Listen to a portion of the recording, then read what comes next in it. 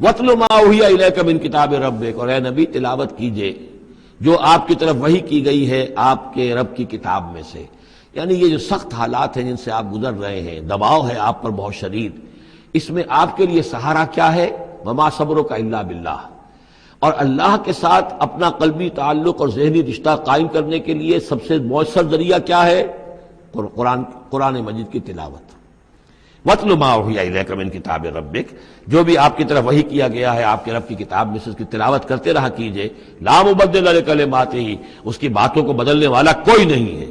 وَلَن تَجِدَ مِن دُونِهِ مُلْتَحَدًا، اور اس کے سوا آپ کو کہیں کوئی پناہ نہیں ملے گی. پناہ دینے والا بھی وہی ہے، کوئی اور پناہ نہیں دے سکے گا. سختی کتنی بھی ہے جھیلیے، برداشت کیجئے.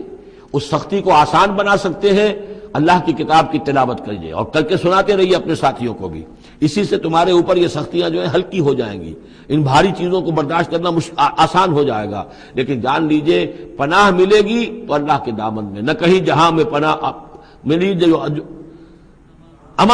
اما ملی تو کہاں ملی میرے جرم خانہ خراب کو تیرے عفو بندہ نواز میں. لن تجد من دونہ ملتحدا.